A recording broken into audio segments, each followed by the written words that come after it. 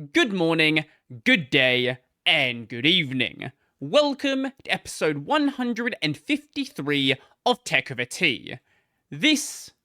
Why is that button not working? That's the wrong button. That would be why. Ruined my whole intro, god damn it. This is a bear taking a selfie. I don't know where I was going with this, but look at the bear. It's adorable. It'll probably, eat your face, and you don't want to be anywhere near it, especially if it has cubs near it. But look at that. Look at it. It's cute. And it's a bear. This was a trail cam photo where I guess the bear had discovered the camera, and for whatever reason, kept getting, really up close and personal with it. 400 of the 580 photos captured were of this bear. Why the bear had an obsession with the trail cam, I don't know. But, it certainly did. I'm sure are there other pictures on this link here? I didn't actually check it. All I know is that there were those pictures. No, it's just a write-up about the trail cam itself. And there's other things, there's deer and whatever. Other neat things you'd normally see on a... Did I just say deer and I pointed at a fox? Whatever. It's going to be one of those episodes. So, this is going to be a kind of a weird episode for me. Maybe not for you guys, but I don't know. Maybe you enjoy me suffering trying to record things. So I'm recording this considerably later than I normally would. Right now, it is Monday of the week that this would normally go live. That might not sound crazy. That might sound like, a normal time to record things. With the podcast, I usually like keeping, a week behind, or a week ahead. So normally this would be recorded basically anytime between this time last week and Thursday, Friday of that week. And then this week I'd be doing, this is 153, so 154. 154 is still getting recorded this week, but it's getting recorded at the end of the week. The reason why I'm doing it like this, not by choice even remotely. Last week, I could not record anything. I am just barely getting back to the point where I can reasonably bring myself to be on camera and be somewhat entertaining. And it's still kind of a struggle at this point, and we'll see how this podcast goes as we progress. I have a feeling it might, go and just fucking fall off a cliff around the halfway point. Hopefully not. So, last week, I woke up on Monday, and I felt, kinda tired. I felt lethargic. I had, a bit of a headache. I thought I was just, basically being a bit of a bitch about it, and didn't want to do anything. This is not the first time. There's a lot of times I've woken up on a Monday, being like, the weekend was so fun. I want to keep, not working. As much as I enjoy what I do on the channel, doing other things, like playing video games, practicing guitar, things like that, are all so fun, and I would like to spend my time doing those. So I've woken up a lot of times on Monday, especially if I didn't get, great sleep, and just didn't want to do anything. So usually when that happens, I go for a walk, I have a cold shower, I, try to have some breakfast, and after that, usually then, even if I'm not in, the best of states, usually then I'm ready to go and get things done. But after all that, I felt about the same, or maybe probably a little worse, actually. And I kept getting worse and worse and worse throughout the day. It got to 2, 3 o'clock, something like that. And I was just like, you know what? Maybe I have COVID. It's 2 years after everyone already got it. Maybe I got it now. And I don't know how I would have gotten it. Maybe I did. So I went and did a test. And when I did the test, basically straight away it was like, you're positive. Like, lovely. All right. Let's send a message to work and not go to work for the week because I can't stand up right now. Like, I was putting off doing the test basically to the point where I could hardly keep my eyes open and couldn't even, like, properly sit up in this chair. Like, that's how bad it got throughout that day. So I told the boss, like, yo, I can't come in. Right now, I think procedure was like 72 hours, and then after that, it's like play by ear. If you feel fine, come in. If you don't, take more days off. You know, I don't know what businesses in your country are doing, but here, that's the way it works. At least my job, I don't know if, like, it's different place to place. I don't think that's a government regulation. I think that's just specifically what my work does. But that's not really important. For me, it was 72 hours. So, for the rest of that first day, here's the thing, right? I didn't take that day off in, like, the traditional sense of taking a day off. Mondays, I basically plan out all of my videos. I'm not planning out videos on this Monday because of something I did also last week. So, usually I plan out videos on Monday. I was like, you know what? Surely I can plan out videos when I have no idea what's going on. I was getting kind of delirious. I was like, I need to drink water constantly all day. And somehow, I did actually plan out 6 videos. And it didn't take me longer than it normally would. Now, to be fair, I did go and pick, like, kind of easier topics that don't require as much thinking. So that obviously is going to lead into that.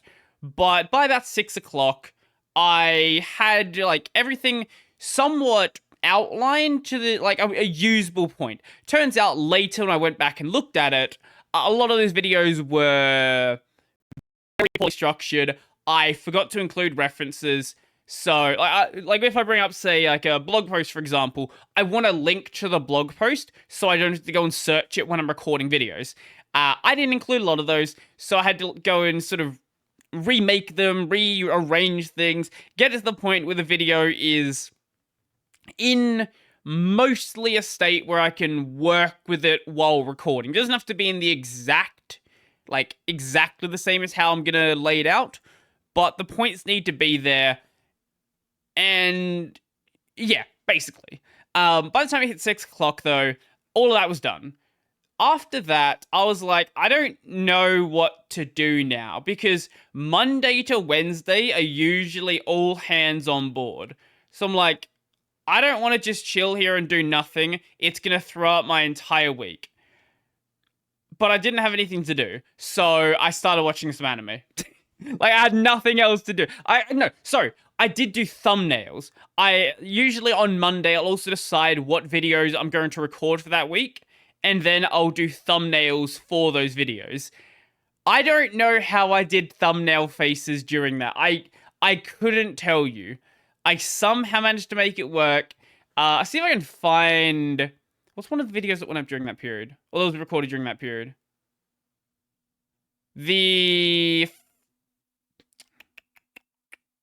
This one. Yes. Give me 1 second. No, shut up, Brody. Don't care. This one. If I didn't tell you that I was, like, sick and had no idea what the fuck was going on during this, you would think this is just a regular Brody thumbnail. Nothing really stands out here. Obviously, I was going to say it's more basic, but I did the rest of the editing afterwards. The only thing I did on the Monday was take the thumbnail picture and cut it out.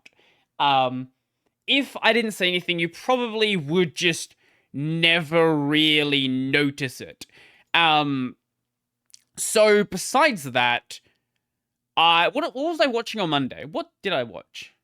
Oh, Blue Lock. Yeah, I was watching through Blue Lock. I will talk about Blue Lock in just a bit because it's a really, really good series. But by the time it hit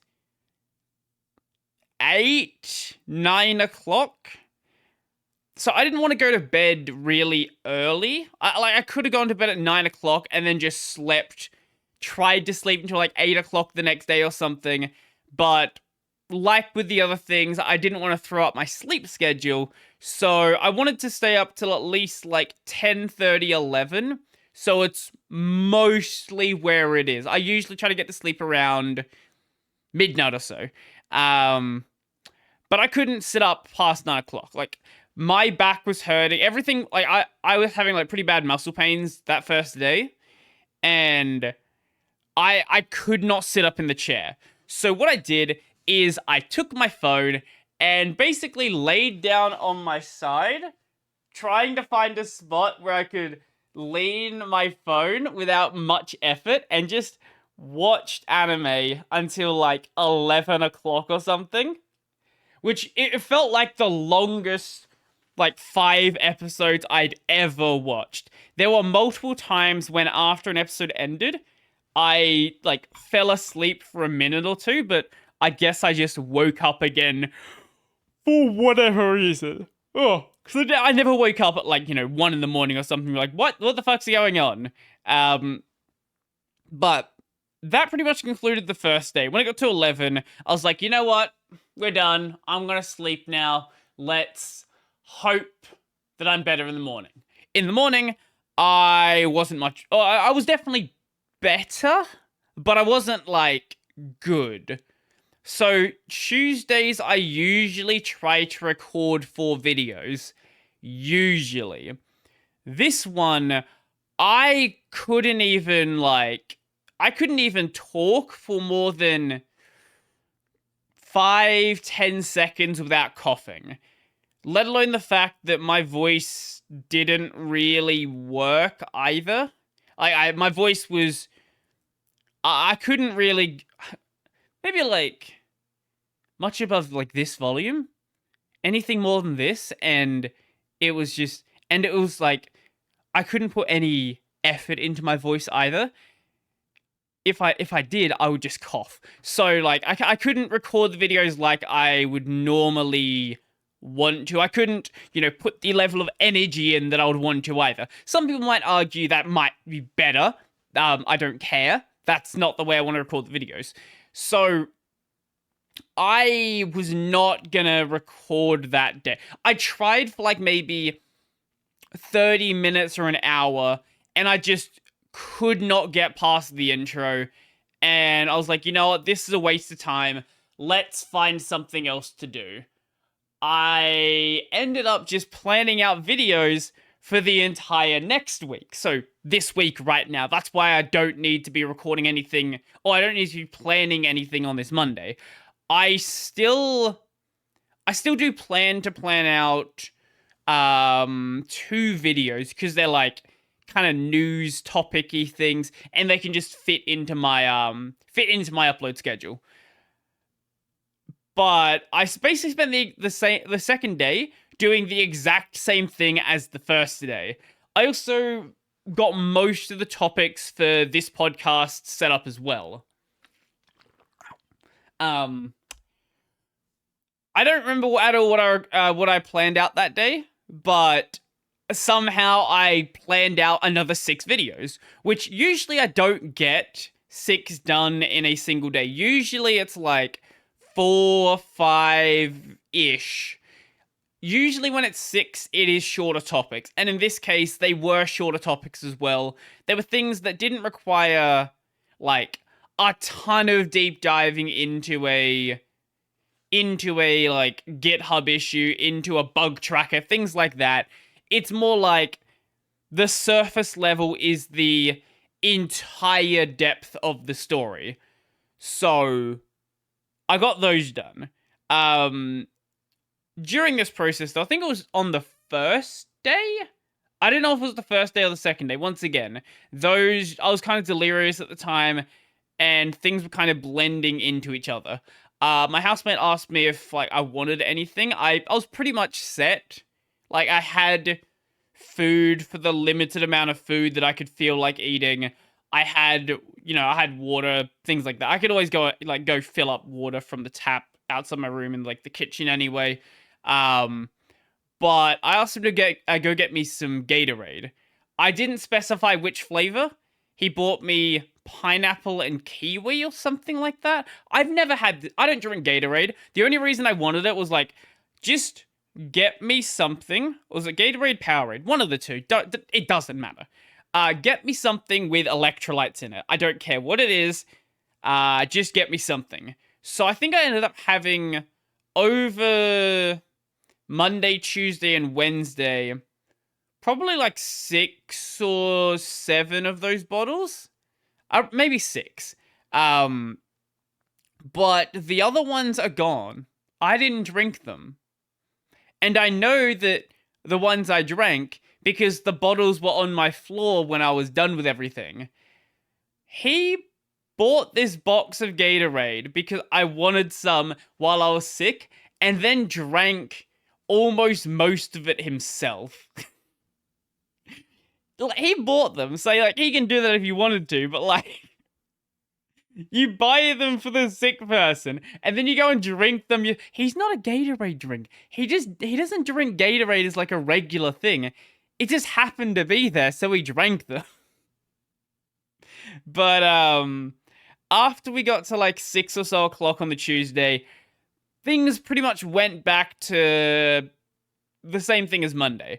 I didn't need to lay down in the bed while I was watching stuff. I did end up shifting there around 10:30 or so. Maybe like 10, yeah, about 10 o'clock.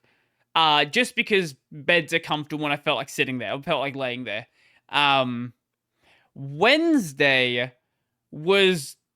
I think Wednesday was the really annoying day. Like Monday, I was very clearly out of commission. Like I couldn't record. Tuesday, I tried but couldn't really record. Wednesday was a problem because I felt like, imagine you're, I don't know, doing a sport, martial art, anything like that, and you know how it typically feels to sort of get into gear, get to that point where you're ready to perform. But during this, I kind of felt like there was sort of a step missing. Like I could see the doorstep, but I couldn't step up to it. So I knew that I could record if I really tried, but it would take a big leap to get up to that level where I typically would be at. So that day seriously pissed me off. Like I wasn't good enough to do a stream. I wasn't good enough to do a podcast. I couldn't really record videos. That day, I just had to try and find something to do just to maintain my sanity. If things were slightly better a day earlier, I probably would have done this podcast last week instead of this week. That day, I sort of wrote that day off. I just spent the day playing video games pretty much. And like, as much as I enjoy that, like, I don't want to be doing that during the period where I'm supposed to be working. I want to be working. I want to be doing stuff on the channel because that's what I'm supposed to be doing during those first couple of days. When I eventually got to Thursday, that's when things... Like, I still didn't feel exactly ready to record videos, but the gap wasn't as big. It took me maybe 15, 20 minutes to do, like, the first line in my first video. But once I got that out, then everything sort of mostly clicked back into space. I think I got like 5 videos done on that day. One of the things that did help with this week is the previous week, I had recorded 7 videos rather than my typical 6. So there was one less video to do that week. So it didn't, like, even though it's one less video, it still felt like monumentally less work to get those 5 videos done. I could have obviously, like, done an extra video on the Friday or something, but I didn't need to because one of the videos was exceptionally short. It was the Linus Torvalds video. That one I got done, I think that one took me like 20 or 30 minutes to record. Why am I getting messages on my phone? Oh, it's the gym being like, you should sign up to the gym. Fuck you. Where was I at? Something recording videos, 5 videos. Whatever. I got those 5 videos done. I got them edited.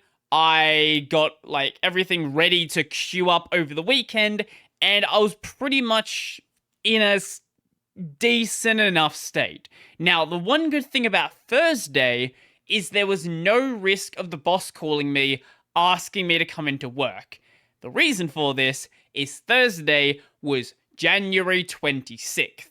January 26th is Australia Day. It's a national holiday. It doesn't really matter what the national holiday is about, but it's a national holiday. It's a public holiday. So my work was not open, which is great. So I got everything done that day and got to Friday. Also, Thursday I would normally be doing a stream with Ren. That's when I do the Pokemon stream. I was like, I can't do this right. Like, I felt like I could do videos just because I can take multiple takes on a single thing. And it doesn't really matter if it takes me like 20 minutes to say one thing. I didn't want to make people sit through that on a stream. So I'm like, we'll do the stream next time and then be good from there. But that was kind of annoying because I'd cancelled the previous Pokemon stream as well because that's the one we had a lot of tech issues because our hardware encoders stopped working in OBS. So that was good. So we had 2 weeks without the Pokemon streams happening. That's going to be happening again, I guess, the Thursday that this comes out. So go check that out, I guess. I think there's going to be like 2 or 3, maybe 4.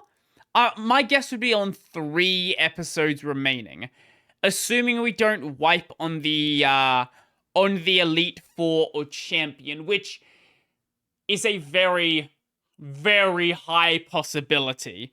I don't know what's going to happen there, but I don't have high hopes. But Thursday, got all that stuff done. Friday, I could have tried to do the podcast then, but I wanted to get at least one stream done that week, and there was no way I was going to be able to do a stream and a podcast at the same time. On the same days. I normally could, but I just did not have the energy to sort of really get that done. Because throughout this entire week, and actually still till today, I don't really have my full appetite back. I think around Friday or Saturday, I sort of leveled off around my recovery. So I still have a cough right now. You've probably noticed it a couple of times throughout the video. But if that first day I felt like 10, maybe 5%, now I'm at like 85, 90%, but it's stayed at 85, 90% since Friday. I got up today, I was like, oh, do I really want to record? Oh. But like, it's not so bad that I couldn't record. It was just to that point where it feels like I have weights on and I'm just being held back. And I don't know if that's going to go away this week. I don't know if I'm going to be stuck with that for like a month or so. I'm not really sure what's going to happen going forward. But I really hope it doesn't stick around that long. So, one of the things that happened on the Thursday? Friday? One of them. Because I didn't really have much of an appetite and just, wasn't eating really much. I was still trying to eat. I didn't want to go that entire week, like, not eating. Even if I just didn't feel like eating, I knew I'd be in a much worse state if I avoided eating altogether. So I sort of forced myself to have, like, a little bit here and there. But I hadn't had a cup of tea probably in 3 or 4 days at that point. So I don't know when this started, but I did realize on the Thursday. At that point, I couldn't taste anything sweet. Now I definitely can. But on that Thursday, I made a cup of tea, I put some sugar in it, and normally, like, I know how the tea I make is supposed to taste. I couldn't taste the sugar even slightly. It tasted like I had just put the tea bag in there and just drank it as is, which isn't terrible. Like, I can certainly have that, but it's not my preferred way to have tea.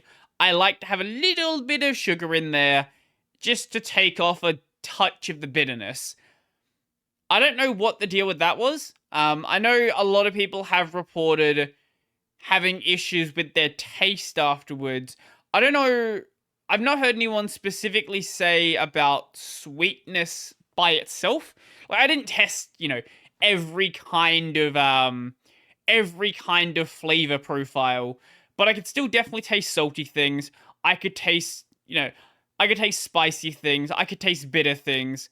It seemed like sweet things just weren't happening whatsoever. I don't have much of a sweet tooth, so it wasn't really like, oh no, I can't have my sponge cake or whatever. Like, the sweetest thing that I have is maybe like, I don't know, sugar in my tea or like sweet chili. Things like that. I'm not much of a soft drink drinker. I'm not much of a dessert taker. I don't eat ice cream, things like that. So, like, it was fine. Like, it's annoying. Like, if someone offers me a cup of tea, it's gonna taste a little bit off. But at the time, I wasn't too worried. That mostly got better by Saturday? Friday, it was still definitely... I could taste sweet things by Friday, but I could definitely tell that things tasted weird. Like, I could taste the sweetness, but it wasn't sweetness as in the way I would generally, I don't know how to explain it. It's sort of like, how, like, I don't know, a chocolate bar is going to taste, for example. And then, all of a sudden, they change up the recipe. It's still the same chocolate bar, but it tastes off. Like, maybe they switch from using real sugar to fake sugar to real sugar. And it just doesn't align with what your brain thinks that thing is supposed to taste like. And that's sort of where I was at the time. It's good that that's gone, but yeah, it was definitely weird. Over the weekend, I pretty much just tried to chill. Because the week, like, as much as I can chill during the week, I know I'm supposed to be working, so I have a much harder time actually just accepting that I should be resting. On the weekend, though, not so much. On the weekend, I'm just like, you know what? This is the time I would normally rest. I don't really have any qualms about doing so. If things are not done, they can get done next week. And I did mostly rest. I had to go out and do a little bit of shopping just because I couldn't I was running out of food. Also, on that Friday, I did end up going to work.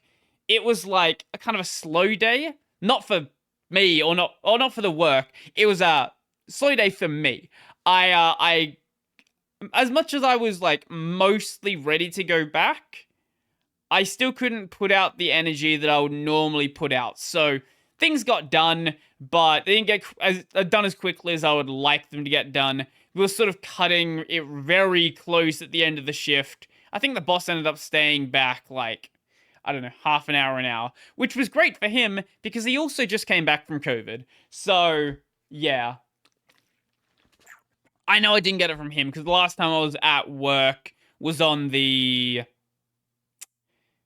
Thursday the week before. And there's no way it's going to have like a 3-day incubation period before any signs at all are being shown.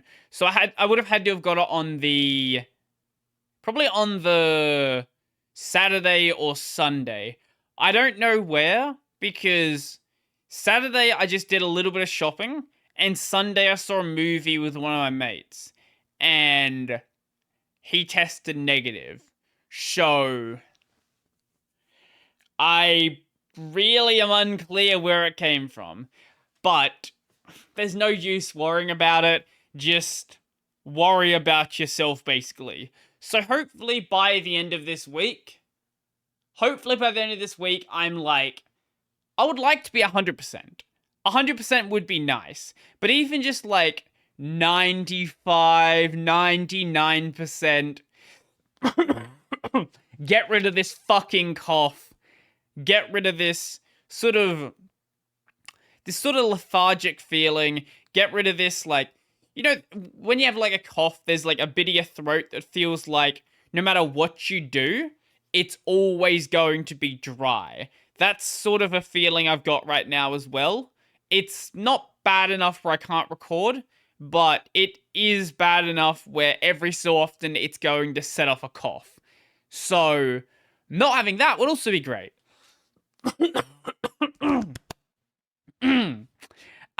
Yeah. But I've spoken about my Rona experience for like half an hour now, so I think that's enough of that. I hope you guys are, informed about what it was like now, because I didn't really talk about it on the main channel. I did talk about it a bit on the on the Twitter. On the Twitter, and also a little couple of mentions on the Discord, just because there were people on the Discord who, follow my Twitter and posted things along. I didn't want to make a big deal about it at the time, like, oh no, I've got Rhoda, pray for me, like, I'll be fine. Like, it won't be, it'll be annoying, but, like, it'll be fine. So I just focused on my own stuff, and went from there, basically. But let's talk about something that isn't the Rona. Let's talk about something that would actually help me in the way that I record my videos. I don't know if you guys have seen this yet, but Nvidia has a new tech that's been floating around. This is from 4 months ago, but it's sort of just recently making the rounds on YouTube. If you don't know what's happening here, so this is a regular video. The guy's just like doing his thing, and Nvidia has this new camera tech where it can adjust where your eyes are looking to make it look like you're always looking at the camera. It works through glasses as well, obviously not as well. This is one without the correction. There should be a demo. Yeah, here we go. I don't know how I feel about this. Like, I'm sure there's absolutely gonna be people who use this during video recording. It's pretty much, unless you're pixel peeping, it's pretty much undetectable. Like, if I just showed you, where is it? If I just showed you this part of the demo without showing you the original footage, you would think I'm just showing you a guy looking at the camera. It's really good. I think with glasses, it does really start to show where the slight issues are. If you stare at this little bit right here, you can see some tiny, tiny artifacting on his glasses. but that's also easily confusable with like a flickering light or something flickering on your screen. It's not like it's definitely not the most like something that's going to take you entirely out of the situation. But without glasses like this one, like if I didn't tell you this was from an AI demo, you would not be able to tell that our eyes are corrected with AI, even remotely. Like you would think she's just looking at the camera, and there's nothing off there. I'm curious how it would behave with someone that has like a lazy eye, because what it tries to do is tries to find your eye's natural resting place and then sort of adjust it based on that. But I would imagine the data set is primarily on people that don't have lazy eyes. So it might try to correct the lazy eye and make you like it just look at the camera. I'm not sure. I've not seen anyone do a demo like that. What I have seen is a slightly unsettling demo. AI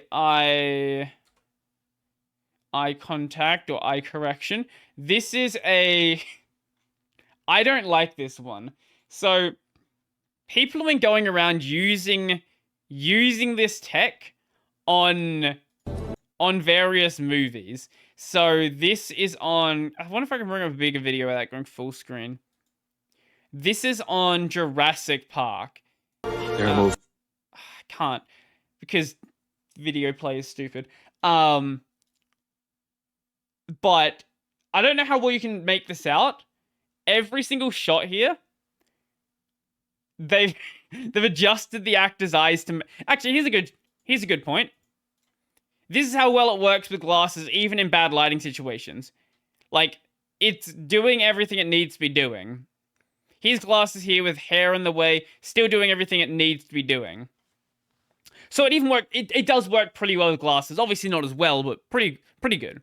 I don't like I really don't like the movie demos. There's something really unsettling.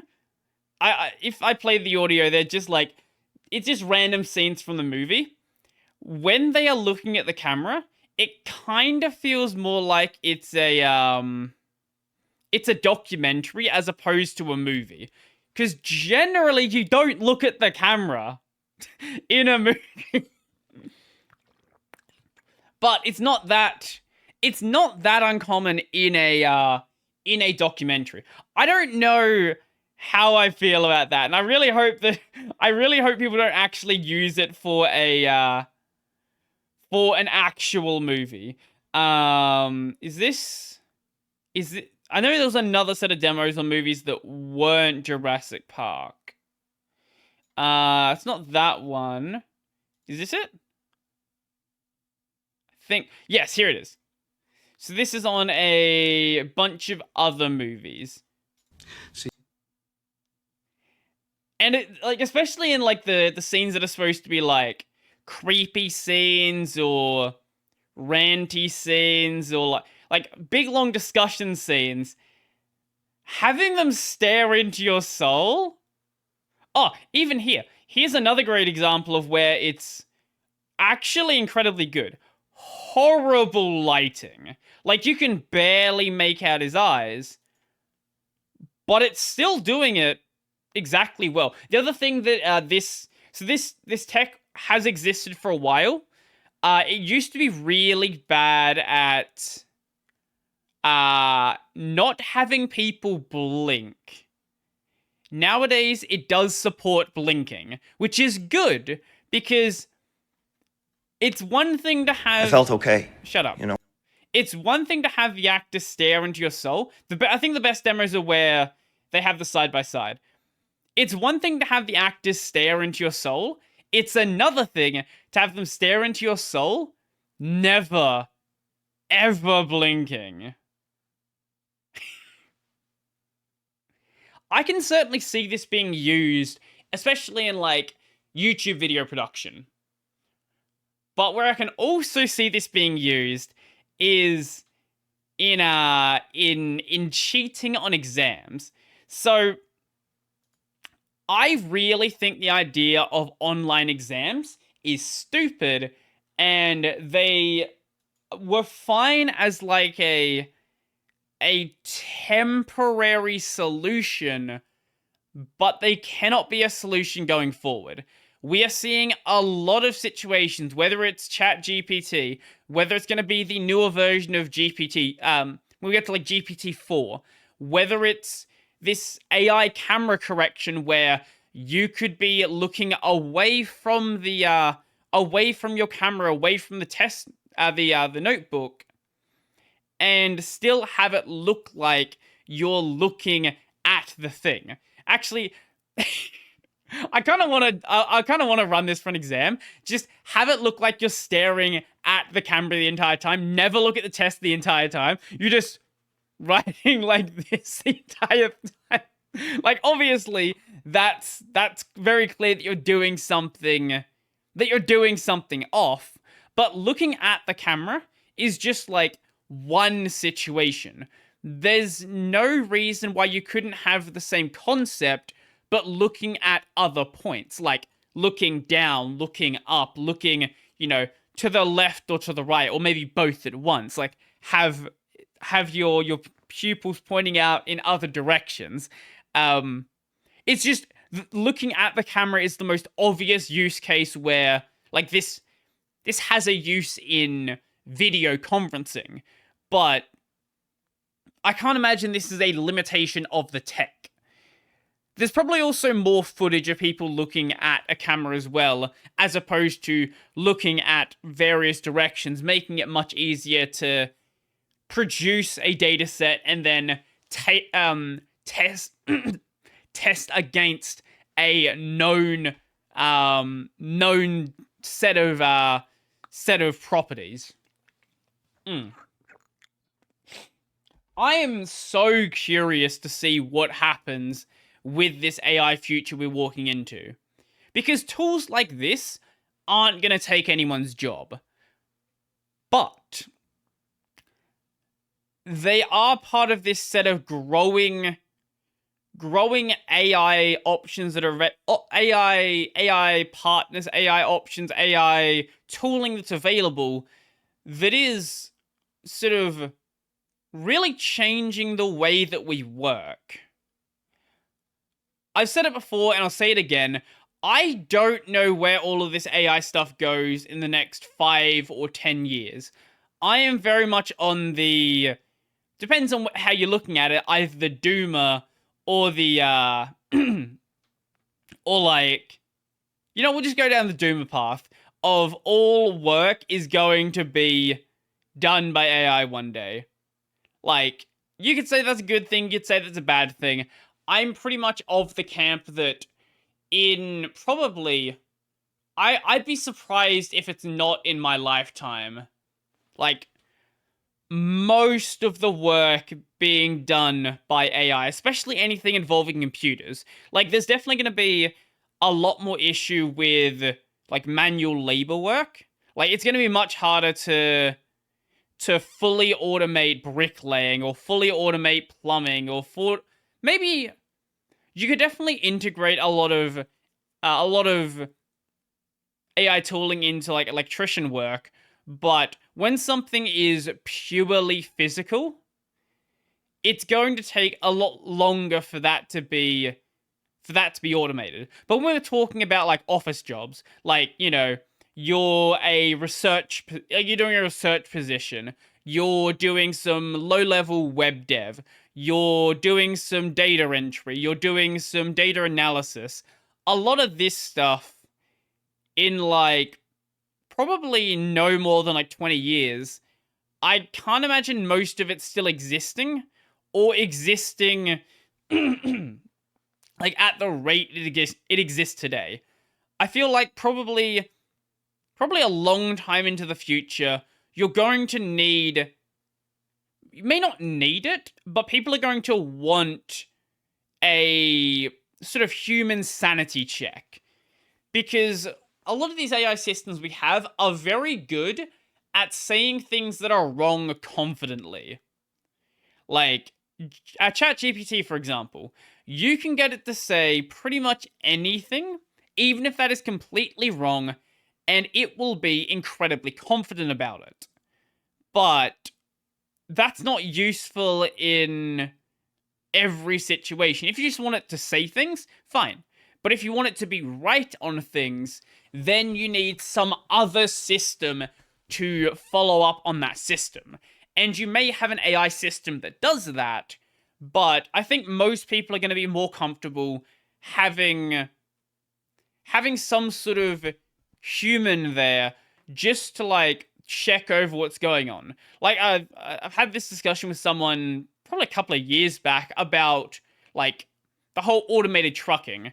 I think the idea of like fully autonomous cars, fully autonomous trucks is probably longer away than the advocates want them to be. I know there are definitely like a lot of stuff in the works.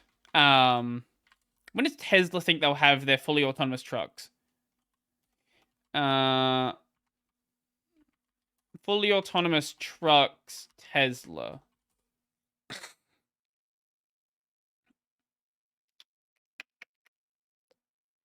Okay, I put in truck, but the people in the US call a ute a truck. Fully autonomous semi. Ba ba ba. I know that they're definitely trying to get the electric trucks onto the road, or are they on the road already? I'm not seeing any like recent discussions of them, so I'm guessing they aren't on the road yet. Yeah, initially they did say they wanted to do full self-driving, but oh, here we go. So Tesla's first semi-trucks will be delivered to Pepsi in December of 2022. I don't know if they're on the road just yet, but they might have them in their fleet, assuming that Tesla isn't very behind on things, which is very Tesla to be. Okay, there are prototypes on the road. Yeah, they have made trips with them, but they are not they're not obviously full self-driving yet, because Tesla doesn't have full self-driving. As much as there is, oh my god, so many fucking people. Have you guys seen the videos of people who are asleep at the wheel of their Tesla? Because Tesla, in their infinite wisdom, is allowed to market products as autopilot and full self-driving. I don't know why they're allowed to use these terms when the general public obviously has a perception of what these terms actually mean. I'm fully fine with them trying to do that. If they get to the point where you can have like autopilot and full self-driving, go right ahead and call it that. But until we get to the point where you can sleep at the wheel, can we just please not call it that? Just please. Please, please, please. The problem with full self-driving isn't the car itself. Like, I'm sure that in a test track, you can, have it drive around perfectly fine.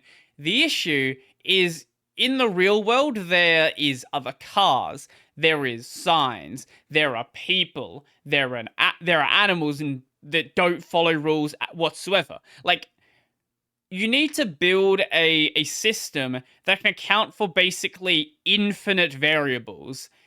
And it seems like they're definitely a lot better than they used to be.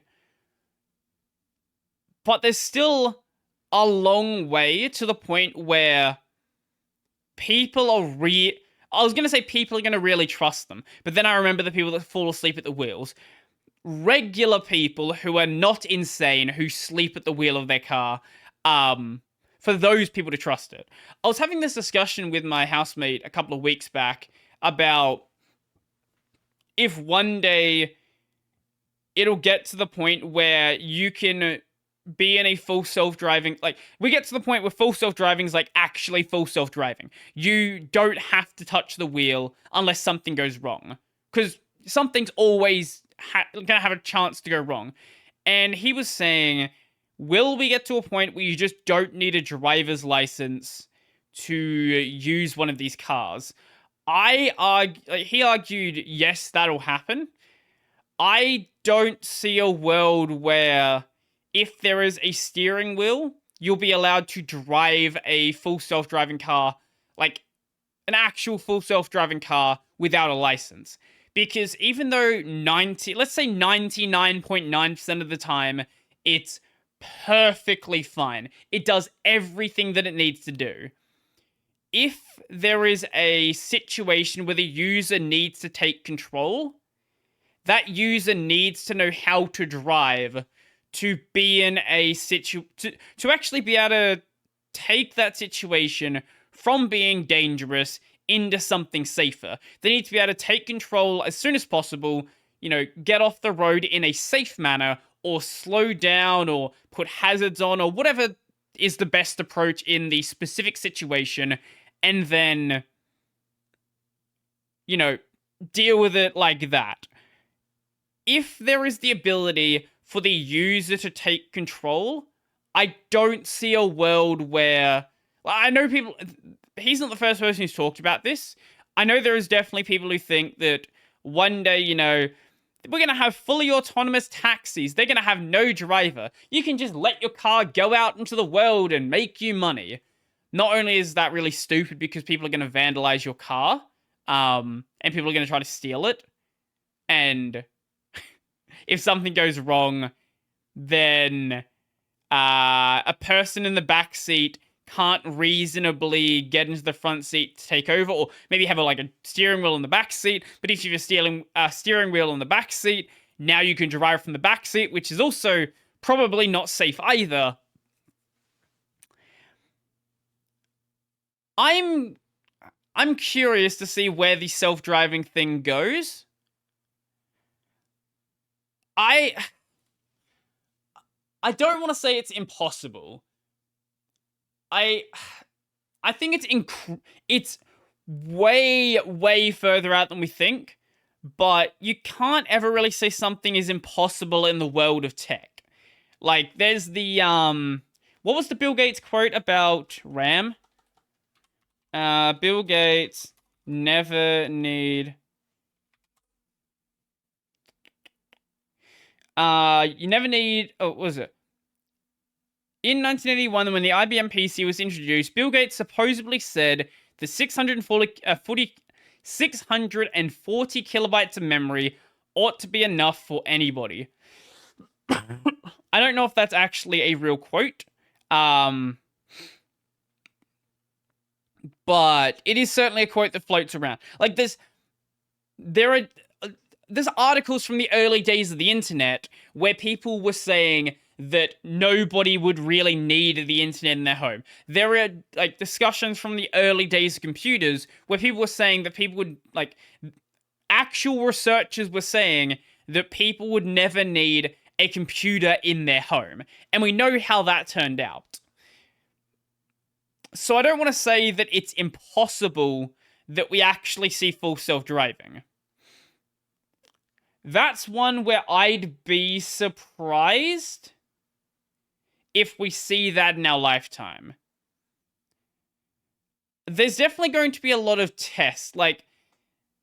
There's going to be a lot of tests of maybe not, road trains, maybe not full semis, but, small load trucks doing a, fully autonomous. Oh, the other problem with a fully autonomous truck, though, is you can't have a fully autonomous truck just go out into the middle of nowhere by itself.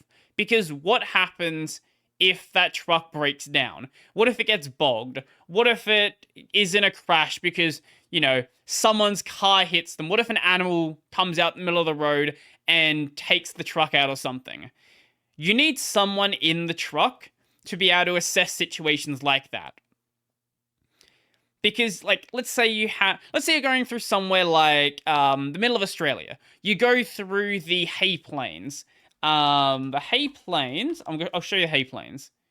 So, the hay plains are well renowned as the flattest place in the southern hemisphere. This is the hay plains. I can show you any picture of the hay plains, and it will look exactly the same. This is the hay plains. It is a straight road for, I actually don't know how many kilometers. Let me find out. How long is the hay plains? How long is the hay plains? It's 1,500 kilometers. But it only takes about 16 hours to get through because it's 1,500 kilometers of just fucking straight road. It's not really straight. It's it curves a bit. But it's nothing. So if you are you have a fully autonomous truck and you break down right here, and let's say you send that truck out with absolutely no people on it. The nearest town is Mildura. This is probably a 3 or 4 hour drive just to get there. Or they could probably I think Mildura is the closest major town. There's probably some little towns around here. But you need someone in the truck to be able to assess that. You can't just leave let's say you're, I don't know, it's a food truck, for example. You can't just leave that in the middle of the desert for 5 hours by itself without any idea the truck's broken down. Especially because you might have a reporting system that also breaks down because, I don't know, there's a fire in the truck or something. So, even if we get to the point where we have fully autonomous trucks, at least for those big trips, you're not going to have unmanned trucks. I think that's the big distinction. I think the idea of a fully autonomous vehicle can probably happen in our lifetime. Maybe, possibly. But I don't see unmanned vehicles happening at any reasonable point. Let alone just the fact that no sane regulator would allow there to not be a backup, not be a fallback system in the case that something goes wrong. Because what happens if something goes wrong on a highway and there's no fallback system? Do you just die? Who's at fault if there's a crash? Because clearly the driver isn't at fault because they couldn't drive. So is it the company? Is it the government for having shitty roads? Is it the person who hit you? If they hit you, did they hit you, or did your vehicle malfunction and you hit them? It would be a mess. It would just be a giant mess, and I want to be old enough where I don't have to think about it. And look, at the rate we're going, I probably will be. I don't think we're seriously going to be talking about fully autonomous cars, or especially unmanned cars, till I'm in my 70s or 80s. That would be my assumption. I know that obviously fully autonomous cars are going to be in the news probably until that point, but I mean seriously in discussion as a mainstay on the road that a lot of people have right now. Right now the idea of electric cars is still a fairly niche idea. There's definitely a lot more electric cars on the road right now. You've got cheaper models coming out like the Leaf. It's been around for a while. Cheap electric cars. Let's see what actually shows up. What is the cheapest electric right now that you can buy? Keep in mind this is going to be Australian prices, so yeah. Cheapest to own. Okay. Can we just have a fucking list? Jesus Christ. According to 2022 Car Running Cost Survey, the mid-size MG ZS SUV is the cheapest EV to buy and most affordable to run. Just under $42,000. And that's if you can actually buy it at that price. You know, car prices are a mess right now. Good luck actually buying something at MSRP. MG's HS 1.5 Turbo Excite at 48. Mitsubishi Eclipse at 51. A Hyundai Ioniq 5 two-wheel drive at $78,000. I know there is this big push for electric cars, like, you know, phasing out ICE cars, only having electric cars.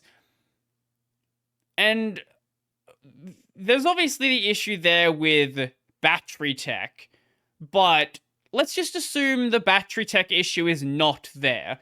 Like this idea that you're gonna phase out ICE cars by what? What does California want to stop? When do they want to stop selling them? California bans gas cars. They want to stop selling new cars by 2035. Okay. That's actually further out than I thought. I think when it comes to new cars, that's definitely possible. The issue you have, though, is getting petrol, gasoline, whatever you want to call it, cars off the road. Because while you can certainly say only electric cars are available, unless you have the money to buy a new car, right now you're not getting an electric. And let's assume that you do manage to afford like a second-hand electric. Let's see what we can buy a Nissan Leaf for right now. Nissan Leaf, second-hand. Let's see what we can find on car sales. Or Auto Trader, one of them. Okay, not 2022 models. Let's order by... Can I order by price? Is that a thing I can do on this website? Price, yes. Oh, no, I can say a max... Fuck. Can I order by price here? Yeah, here we go. Price low to high. No, that's... Price low to high. Okay, there we go. $15,000 for a 2012 model. What is the range? Ah, there it is. 175Ks. Fuck, that's actually rough. That would be fine for, like, city driving. But if you want to do any sort of, like, long-range drive, that's actually useless. 17,017. Okay, so they're actually getting to the point where I'm actually a little bit behind. I thought they were still a little bit more expensive on the secondhand market. This is getting to the point where regular people can afford them. But think about like your first car. Like how much did you spend on your first car? Mine was about 3.5. Yeah, I think I spent about 3.5 my first car. My sister spent like, I think she bought her first car. No, wait.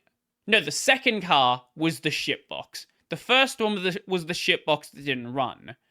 Her first car was this... What was this? Something like... It was like a red Miata? No, was it Miata? I don't think it was a Miata. It was some like sporty little thing that she bought, in her words, to impress a boy. It broke down in the first month and sat in the driveway for like an entire year. It was a shitbox. Then she replaced it with this other car that was like $500. It was not safe. It shouldn't have been on the road, but it lasted like 3 years. But that's how much like a lot of people spend on their first car. And I know people like who don't spend more than that. And like the most they'll spend on a car is like maybe 5-6 grand. So until you get, and this is only like 113 Nissan Leafs. Obviously there are other electrics, but this is one of the cheap models. It's gonna take still quite a while to get to these cars down to that price. And then when you have electrics down at that price, how old are these cars? And what sort of state is the battery in? Because, we can say what the range on this car is. I presume that's the new range. I'm going to check. Because I'm almost certain that after 100,000 Ks, it's not going to have the same range as a new car. Especially a 11-year-old battery. Yeah, that's the new range. That's kind of disingenuous. I don't like that car sales lists what the new range is, because that's definitely not gonna be the case at that point. Same with like the early Tesla. Like anytime you have batteries, they're going to degrade over time. I wouldn't be surprised if this is more like, 150, 160. I doubt it's like much. They could have degraded more. It could be like 110 or whatever. But let's just be nice and say it's 150.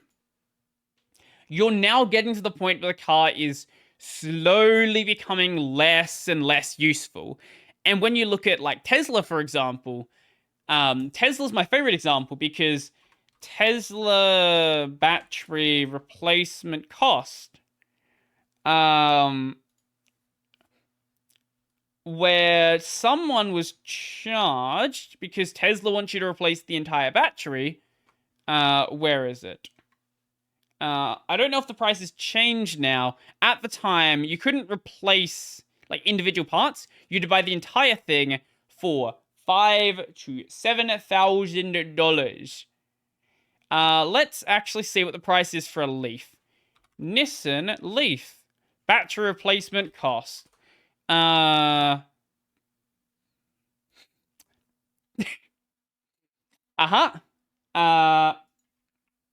Where is it? It said 9. Here it is. Beyond the manufacturer's warranty period, Nissan has introduced a subsidized battery program for vehicles sold by its Australian dealers. Nissan Australia will exchange a working 24 kilowatt battery with a state of health of 8 bars or less with a new 24 kilowatt battery for $10,000. And it has a warranty of 160,000 kilometers. Okay, maybe after 110, it'll be fine. But what happens when you have a 2012 electric car in 2030? Because that's not unreasonable. Like, my first car was from 2001. I bought that in like 2018. And there's a lot of people on the road now who still drive like, 1999 cars, 2001 cars, 2005 cars. And if you're a really heavy driver, obviously the amount of wear and tear is going to be different. So if you're a big cross-country drive, which you're not going to fucking do in a Leaf anyway, let's say you drive a lot. Like you drive, I don't know, an hour to work every day. It's not crazy that, over 10, 15 years, you have like 250,000 kilometers on the clock. Then if you sell that car, someone buys it, the battery replacement might be more expensive than buying a car.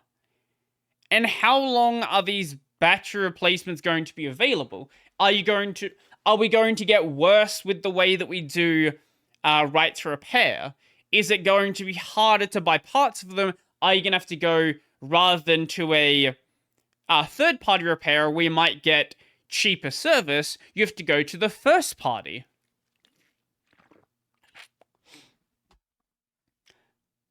Don't get me wrong, I think that electric cars are really cool. Like, from a tech perspective, I think they are really cool. I have serious concerns over whether they will legitimately replace ICE cars. I keep saying ICE, internal combustion engine, in case anyone doesn't know. I think there's more hope for, like, hybrids. Hybrids have been on the road for quite a while now, and you actually get, like, reasonable range from them. And also they're cheap. Which is It's certainly nice. I think there's anyone saying there's not going to be a place on the road for electric cars, I think is really stupid. Like, I think they are pretty much here to stay, especially once like serious car manufacturers got involved. Like when Ford's doing stuff, GM's doing stuff, Nissan, Toyota, like basically every car manufacturer is making electric cars. Even if they were to stop right now, there would still be electrics on the road for like, 10, 15 years. Like here in Australia, we are only now kind of just fading out gas car. Not gas as in what Americans think of gas. What do Americans call a gas car? USA, I guess we just look at LPG car. What do you guys call them? Propane. Oh wait, or do you guys just not even use? Wait, do you guys not even have propane cars? Or autogas or LPG? Okay, no, apparently you guys did? Well, everyone's sort of phased them out. I certainly can't find as much information about them. Okay, so it seems like you guys had them way earlier and have mostly gotten rid of them. Here in Australia, for a very long time, LPG, autogas, whatever you want to call it, was really, really easily accessible. I wouldn't say popular, because it was never really popular. But for a long time, our taxi industry relied on LPG. Let's see if I can find something. Australia taxi LPG.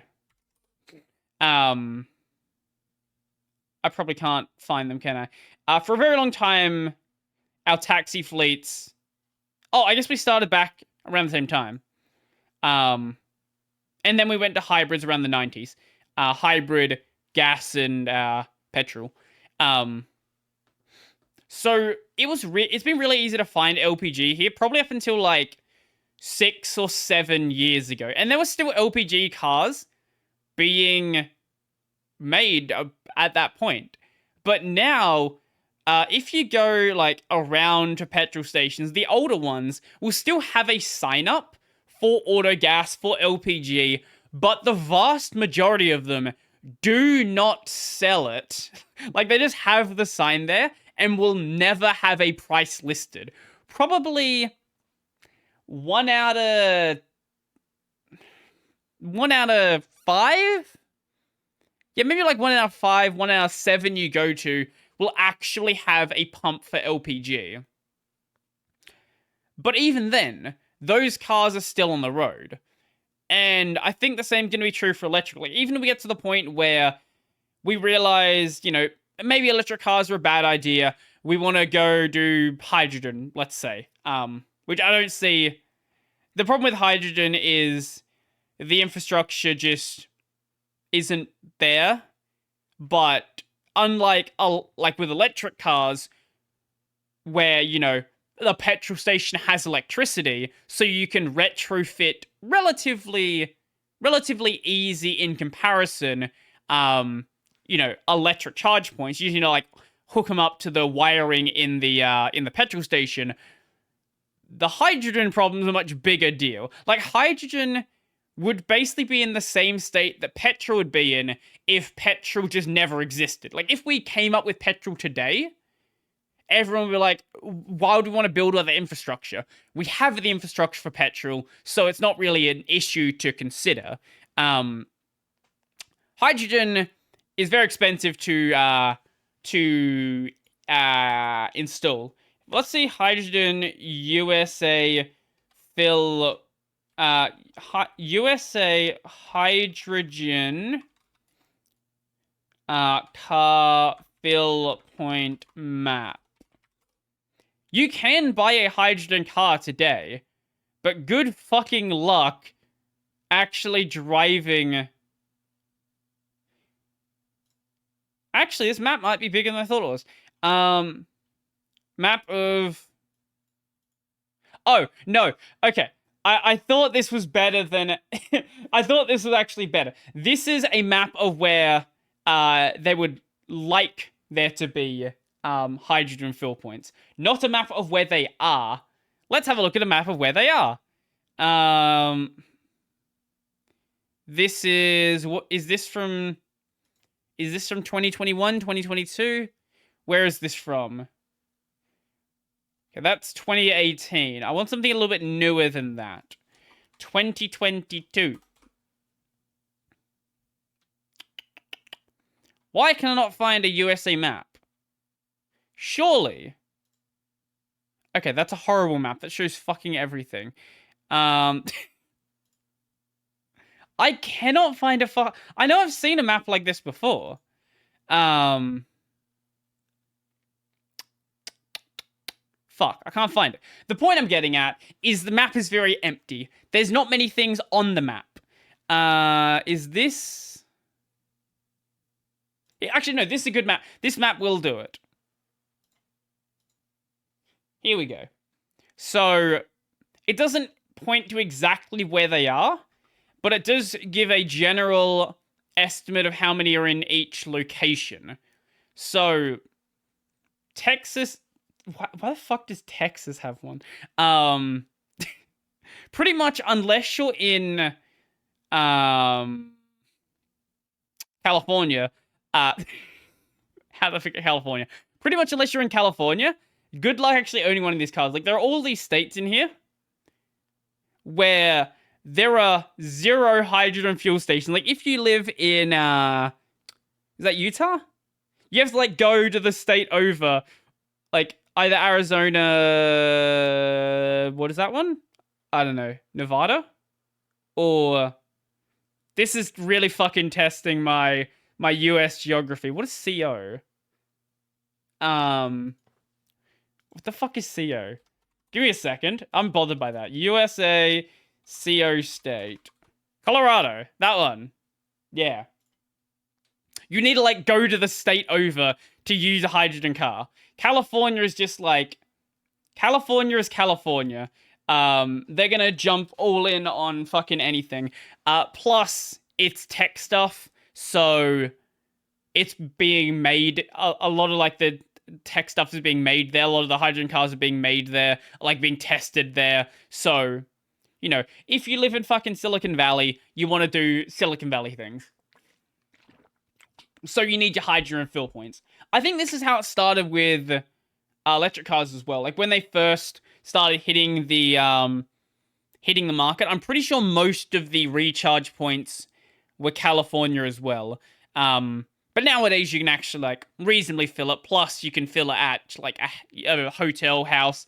Like my near my work there is this single electric recharge point, like in a random car park. It's not like off to the edge or something like that. It's just there, and there's one of them. So it's very likely that if you own an electric car and you try to park, you're not going to get that spot, like at all, because nobody cares. Nobody gives a shit about your electric car. But I have been seeing a lot more electrics on the road. Like, I don't live in a super well-off area. It used to be a much poorer area. It's currently getting gentrified. Houses are getting a lot more expensive. Like, a lot of new housing developments are going up, but there's nothing here. Like, there's really not much here to justify the houses going up as much as they have. But, you know, all houses are going up, things like that. They are, like, redoing the shopping center to make it all, you know, fancy. Once again, gentrifying the area.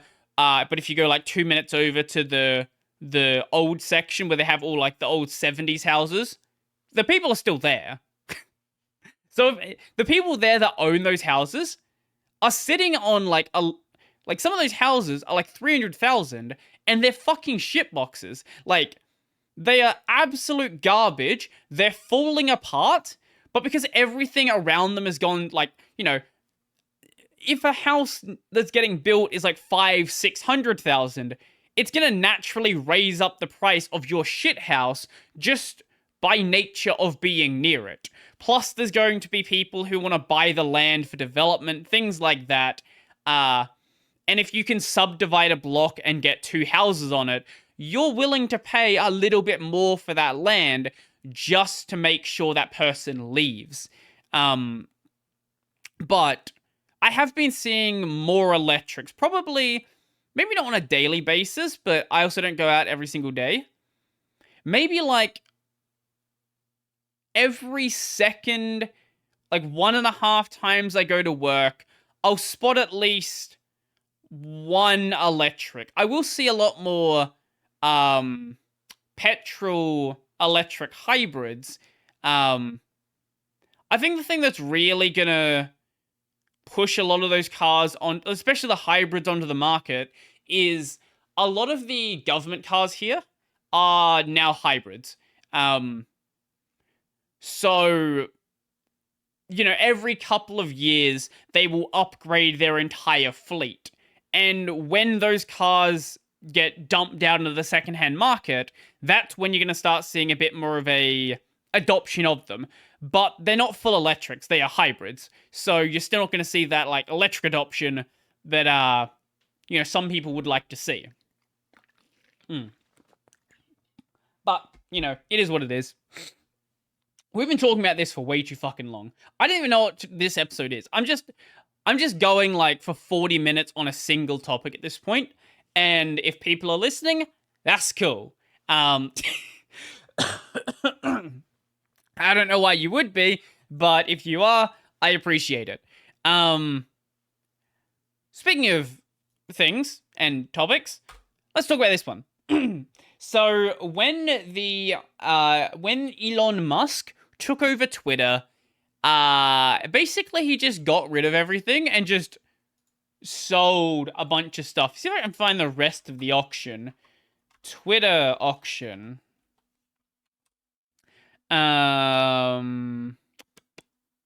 Bidding or not? No, I want to see the weirdest stuff you can get at the Twitter auction.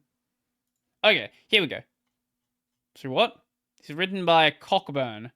What an unfortunate name Cockburn is. Post by Cockburn.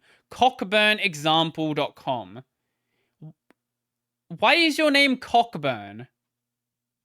Whatever. So you can buy things like a neon Twitter bird light electric display, the Twitter bird statue, a statue or a sculpture of the Twitter @sign. Oh, there's links here. Lovely. So I can show you. Cool. So this is a light up Twitter sign, which actually looks pretty cool. Like, you know, we can meme on Twitter for everything Twitter is and everything Twitter fucks up with. I kind of wanted this. That's actually pretty cool. They have a sculpture of the @sign, which has like fake plants on it for some reason. I'm not entirely sure what the deal with the fake plants is, but sure, I guess someone might want that. I'm sorry, what? 48 cases of KN95 protective mask. How much did the mask sell for? Can I see the price? Roy's price of this law has not been published. Why is it not being published? Also, why are you selling 48? I hope someone didn't like spend an unreasonable price on this. But someone bought this. Someone bought. Okay. The only like people, the only thing that's reasonable to buy this for is if you're a company who sells them. I really hope that some random individual didn't buy 61,000 masks. Like, this is not about, like, you know, whether they're useful or not. You will not use 61. Like, there is no way that you could use 61,000. Like, how many are in a box? If there's 48 oh wait, 48 cases. Oh, so I thought. Oh, I thought that meant 48 boxes. Each of these boxes is a case. Oh, that didn't click with me. 48 big box. I hope an individual didn't buy it. I could see a YouTuber buying this just for the memes. Framery acoustic soundproof conference. That's actually. That's. Actually, how much is one of these worth? I kind of want to see if someone. Well, the price isn't published, but I want to see how much. If you wanted to buy one of these, you would be paying. Framery, the pioneering soundproof office booth. Allow. Can I see prices? Or is this going to be like, you got to contact us to get a quote? This is going to be, you got to contact us to get a quote, isn't it? That's what it looks like. Let's find a price somewhere. I'm seeing similar booths in the range of 7. Actually, no, it's a single person booth, isn't it? So like 14,000? 14 to like 17,000 is probably not unreasonable for that price. Oh, for that item. Rock the Bike Fender Pro Recharge Station. What? Oh, it's it's electric bike recharge station. That's fucking amazing. Cockburn can't understand. Wait, isn't this by Cockburn? Why are you speaking in the third person, Cockburn? Doesn't every office need a stationary bike with a device charge? Oh, wait. Oh, wait. Oh, no. I misunderstood it. This is basically an elliptical that you can use to generate electricity. Why do they have these? They're ellipticals that will generate electricity. Let me just... What? We'll have a look at some of the other stupid things. Rock the Bike Recharge Station. What even is this? What if you could turn your phone charging into an ice-breaking experience? Shut up. And high-energy gathering spot for your event. What? The recharge station is just that, a place to relax, pedal, and get people's hearts going, help them make connections, all while adding juice to their batteries.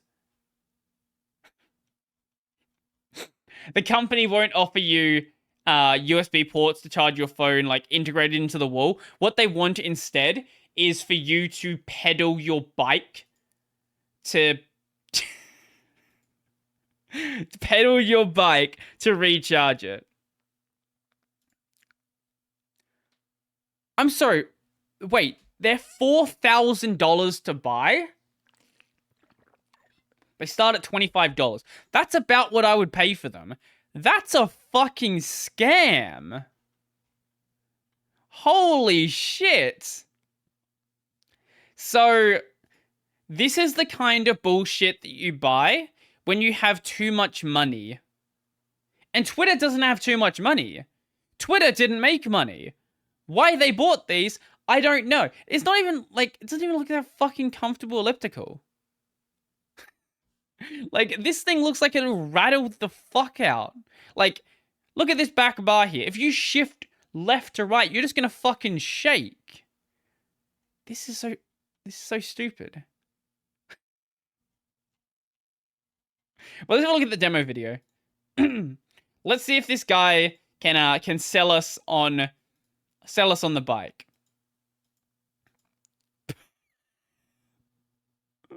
What even is this? Oh my god, this early version. I don't know if this is an early version or just so scuffed. It's just like a bunch of plywood stuck together.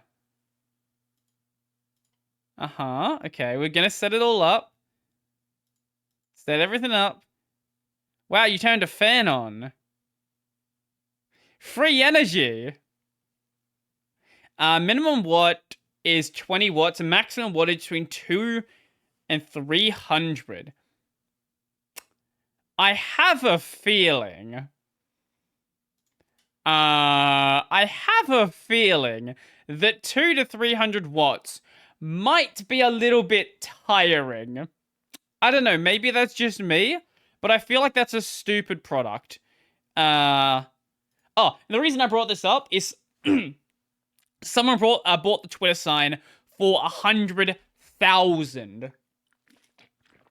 I'm surprised it sold for that little. I thought someone would paid more. Like, this is not a little sign.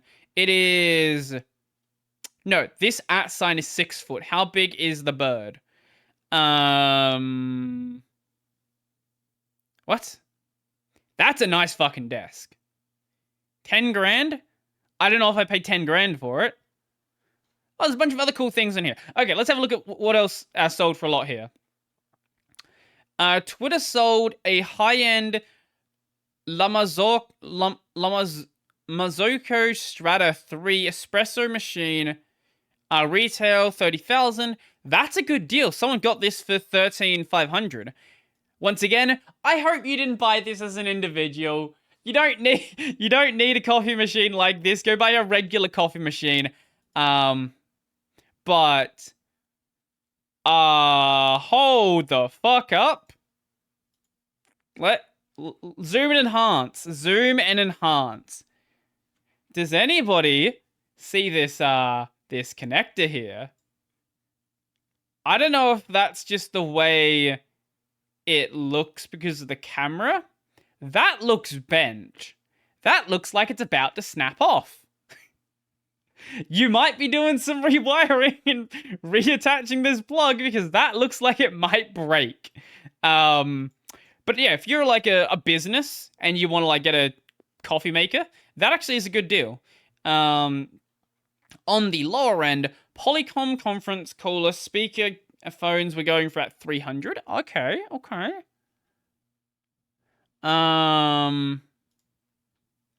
Here's a chair. New $11.95.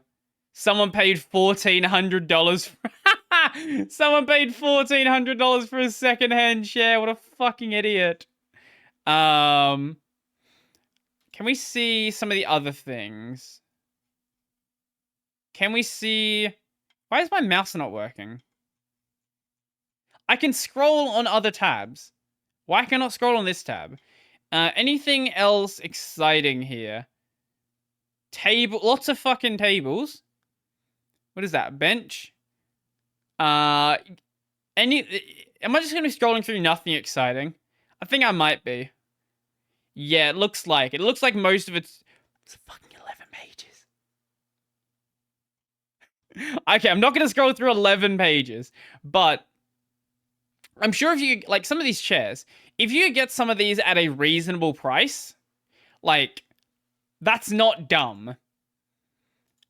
The problem is that if one chair sold for $200 over retail, I can only imagine that multiple chairs sold for $200 over retail. Don't do that. Just buy a new chair. There's nothing special about the Twitter chair. Like, oh, God. They literally tell you the price of the chair. Go and buy a new chair. It's probably better because it hasn't had other people sit on it who are probably, like, damaging it. And if it's anything like the coffee machine, where it has a broken plug, it's probably going to be in a better state than having a broken plug. God damn it. Now I have hiccups. We good? Yes? No? Possibly? Okay, seems like we're good. Oh, fucking not.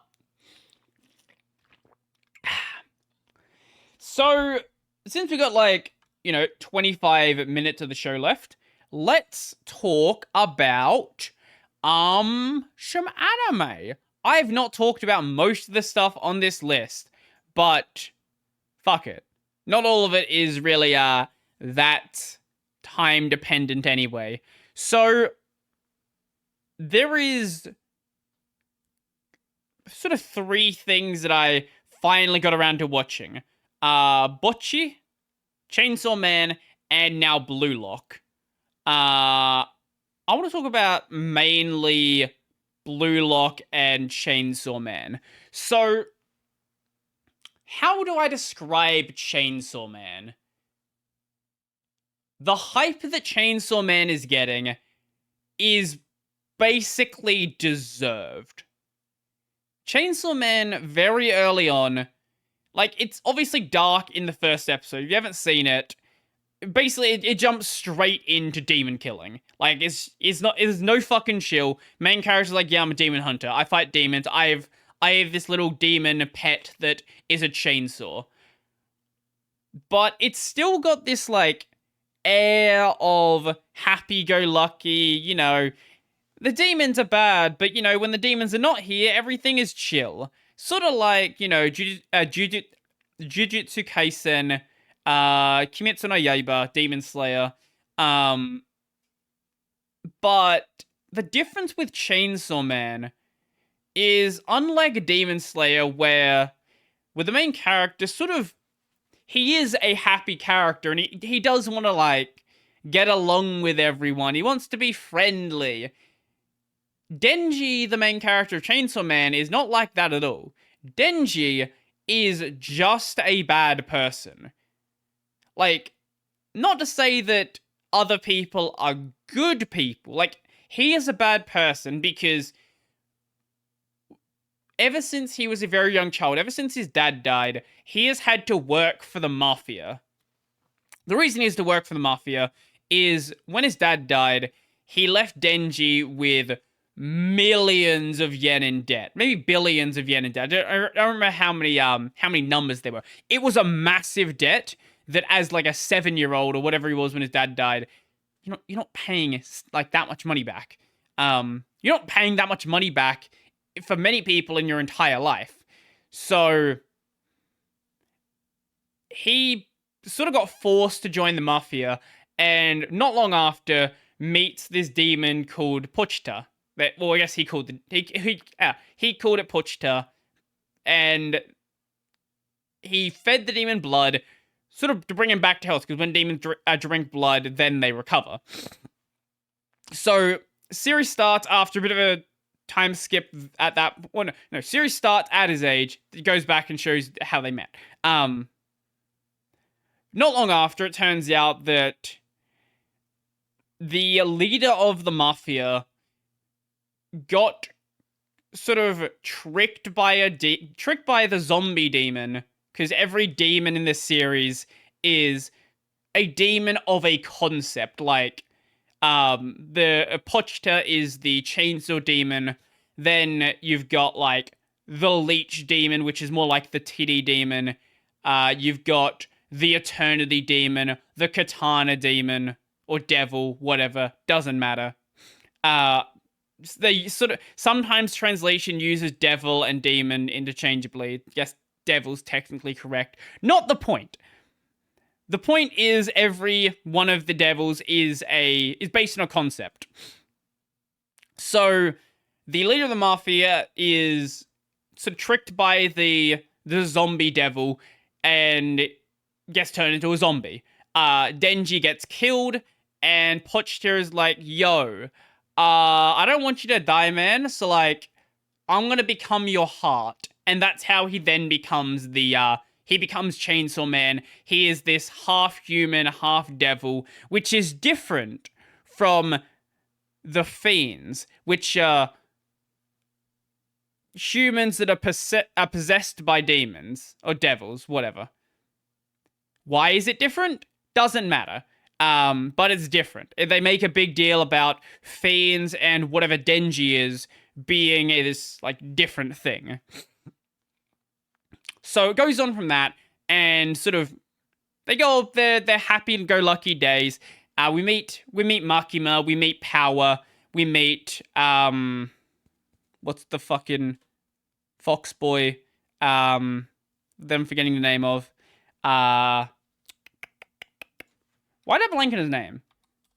Chainsaw Man. The fuck is his name? Do do do. Aki Hayakawa. So meet our main cast and sort of go from there. But where the series starts to really shine is during the arc with the Eternity Devil. So they are locked in this hotel, and the gimmick of the Eternity Devil is it can sort of grab a point in time and then lock people at that point forever. So they're on like the 8th floor of this hotel, and it's like 8 p.m. or whatever time it is, 8:12 p.m. or something. And they realize something's up when they try to go to the next floor and appear on the same floor. They go through a window and then appear on a window on the other side. They go through the ceiling, come up through the floor. So they're kind of stuck in this room. And during this, a lot of other characters that become important characters are introduced as well. Like Kobeni and a girl that I'm forgetting the name of as well. With an eye patch and likes to smoke all the time. So you sort of start to see how all the characters fit into this world. Like, Aki is working the entire time, trying to find some way out of this area. Kobeni and the other newbie to the government devil hunters where Denji is working now are freaking out. Like, they think they're gonna die here. They're constantly having panic attacks. Kobeni tries to kill Denji later on because the devil's like, yeah, you guys can leave if Denji dies. I just want Denji to die. During this, Denji, during the panic attacks and stuff, Denji is just sleeping. He doesn't give a shit. He's like, I'm just gonna chill here. Like, I can't get out of here anyway, so like, why do I need to worry? And Power, who is by far my favorite character, Power, who is a fiend and basically has a single brain cell, declares that she is going to become prime minister.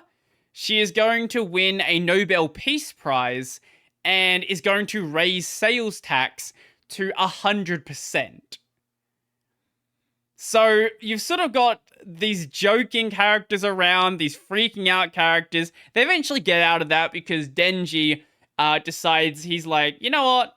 I'm just going to fight the Eternity Devil, and what's it going to do to me? Like, I'm the Chainsaw Devil. And Denji, being this half human, half devil thing, will also heal by drinking blood. So he just jumps into the Eternity Devil and just starts slicing it to bits and eating it from the inside. And he can't die. Like, at this point, he's already, like, an immortal, or close to immortal. At least everyone thinks he is. I don't know if he actually is later in the series, if you get, whatever. If something bad happens. But at this point, everyone just assumes he's immortal, and everyone he fights is basically not able to do enough damage to test whether he is immortal or not. So he fights the Eternity Devil from inside, just eating it and just causing as much pain as possible. Because the devil's like, you're not leaving here. Like, I'm just not going to let you leave. So Denji's like, okay, if you're not going to let us leave, I guess I'll just hurt you until you give up. Like 40 hours later or something, he's still fighting, and eventually the devil gives up and they get to leave. But you've still got this, like, sort of joking, like, air around the series. That is until the next arc with the Katana Devil. So the Katana Devil is another devil in a similar state to Denji, with a devil heart. He can transform into a devil. And they sort of, look the same. Denji has chainsaw hands and a chainsaw head. Katana Devil has katana hands and a katana head. This arc gets very serious. I'm not going to say who, but characters die. There's a character that dies that we think is dead. They literally, like, this series will kill characters on screen and then give you a reason why they're not dead. because of so every one of the devil hunters has a contract with a devil, and that's how they can fight the devils.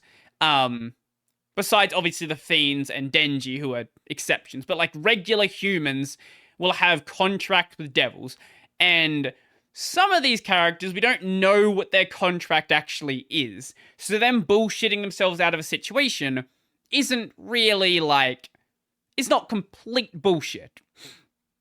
But characters die. Like, the series gets super, super dark for a little bit and builds up to this big fight with the Katana Devil, which I feel like kind of went by way too quickly. The fight sort of started, it went for like maybe 12 minutes. I don't know how long it was. It wasn't a full episode fight, and then just ended. But because the Katana Devil is technically also like mostly immortal like Denji,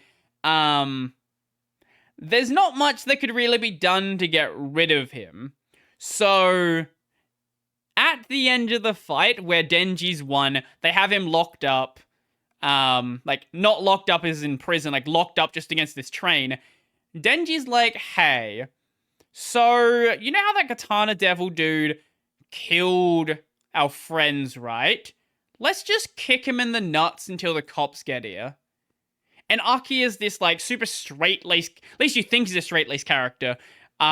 He's actually a little bit like unhinged.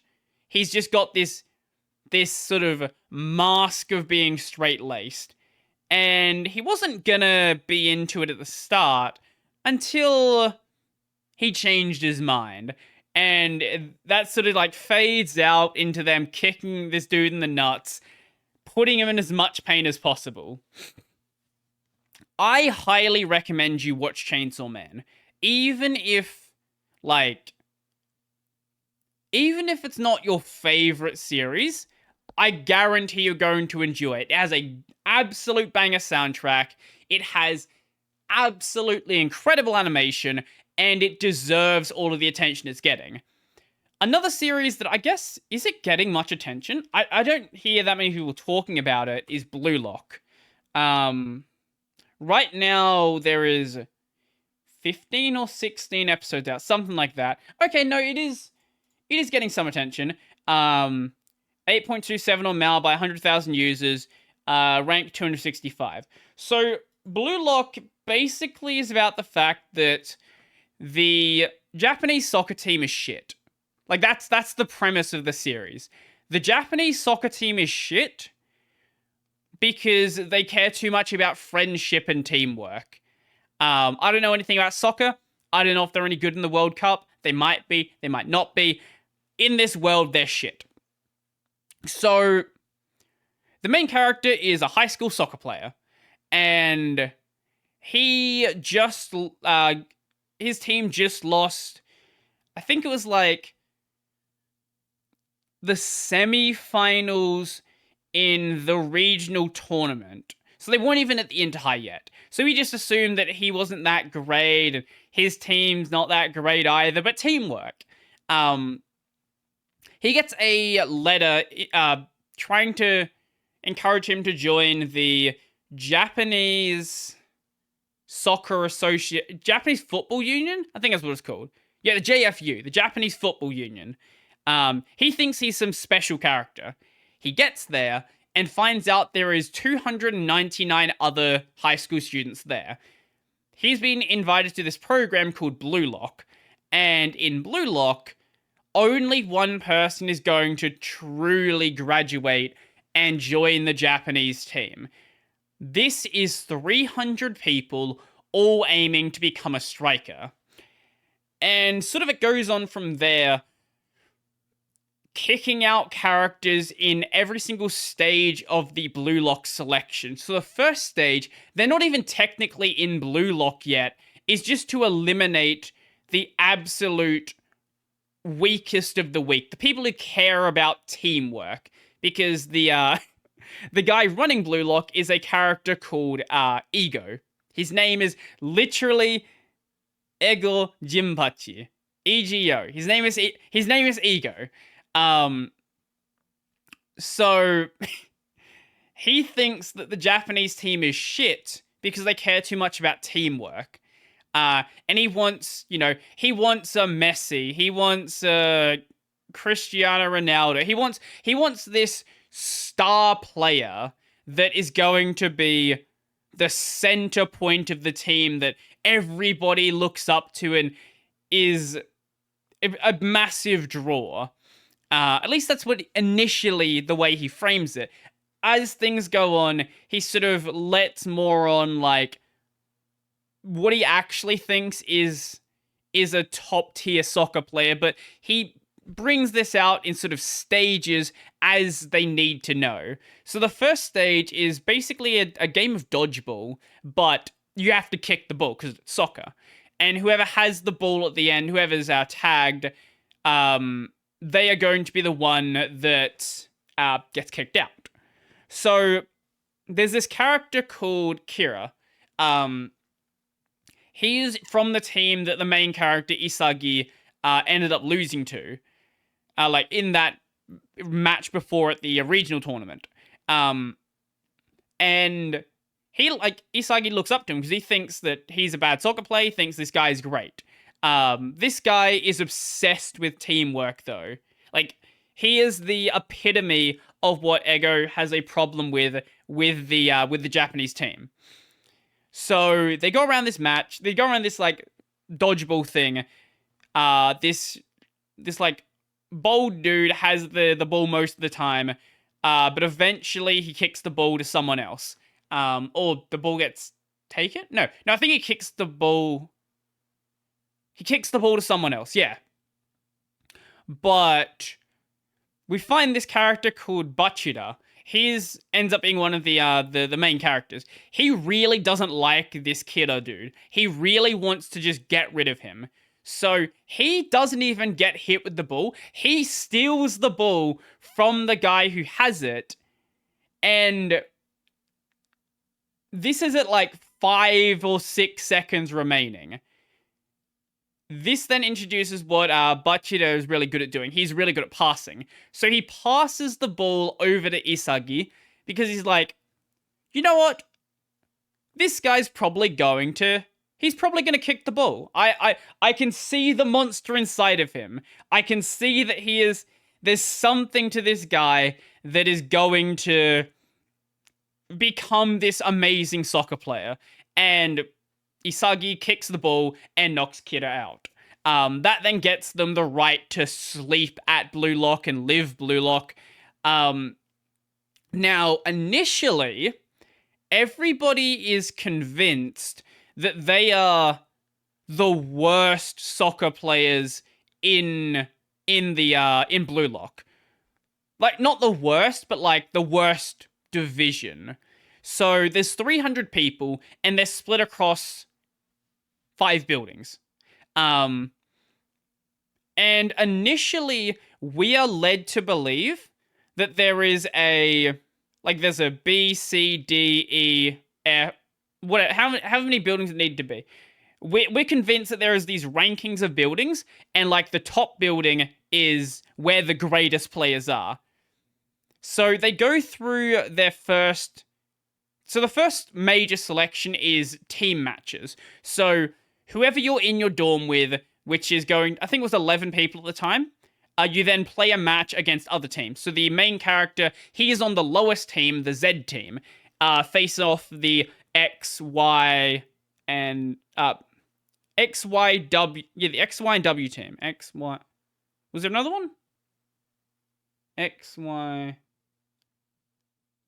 and V. Yeah, also the V team.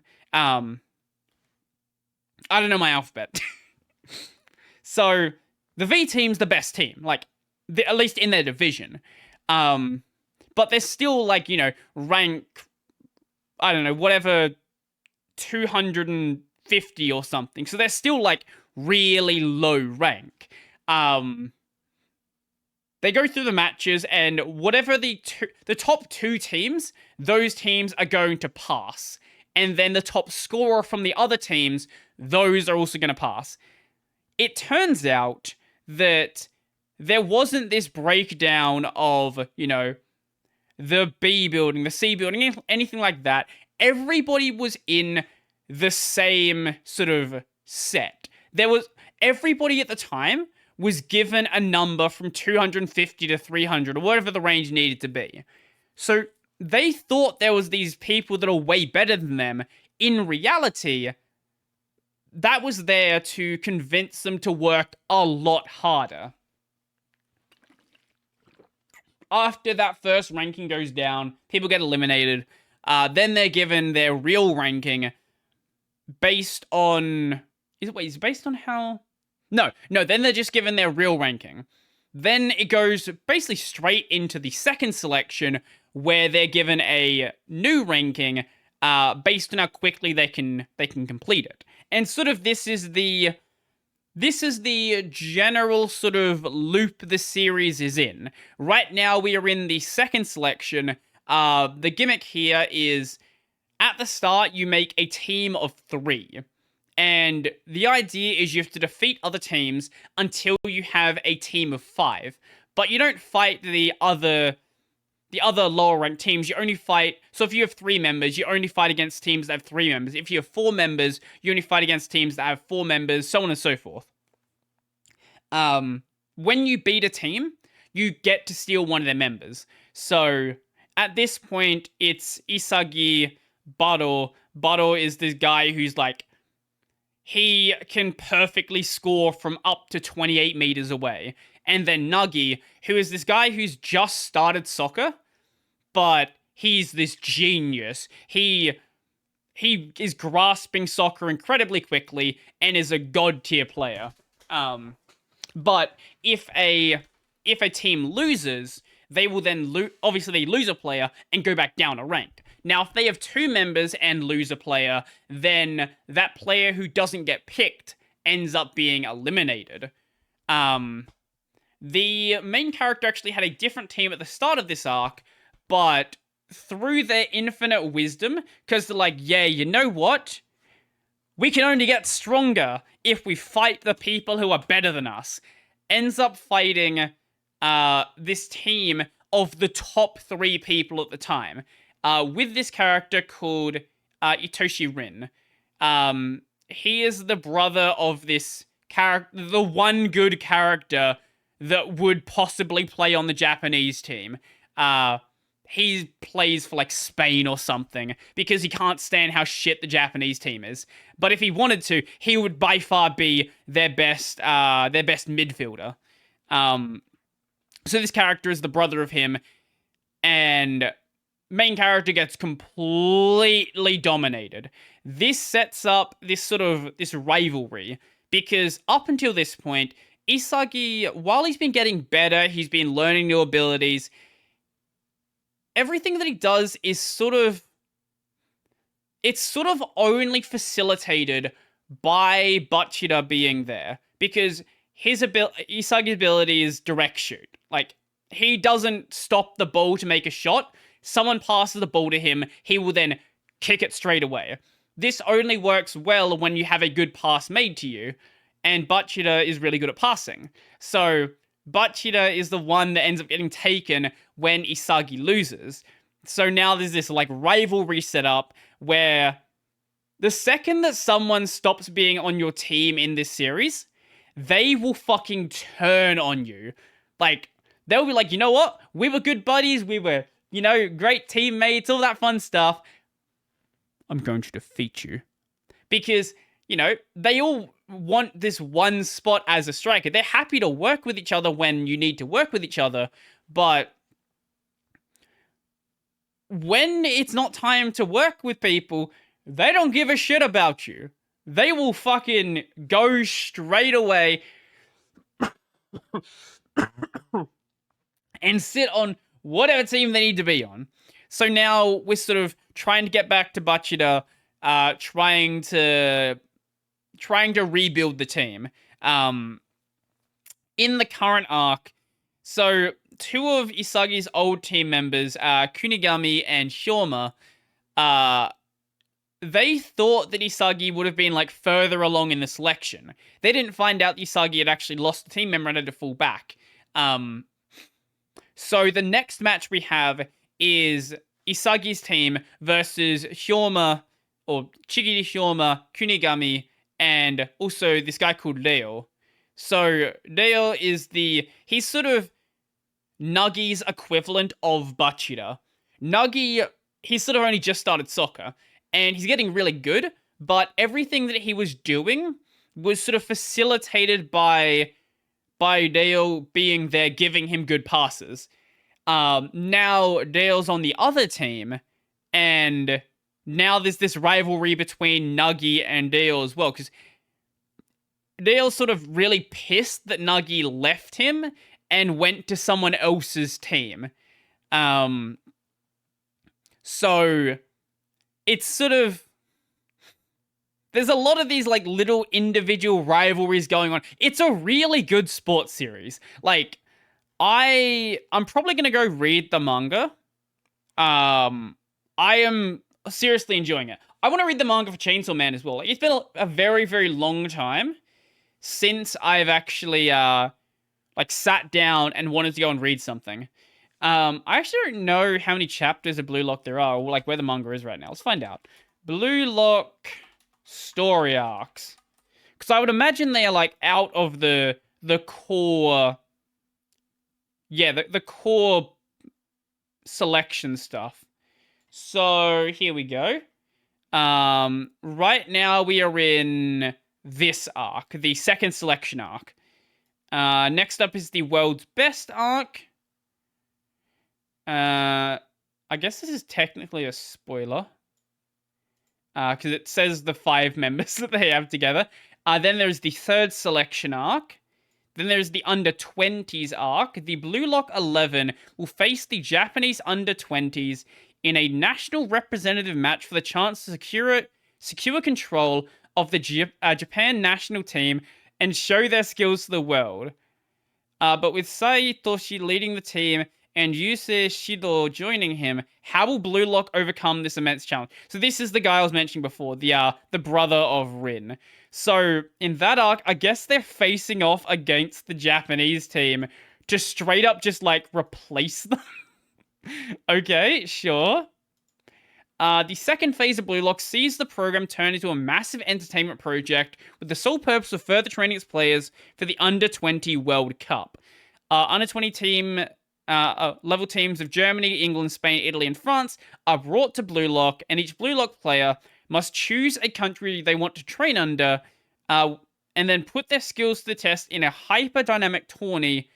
The top players during this selection will be chosen to play in the Wait, so they're not even playing in the Under-20s World Cup.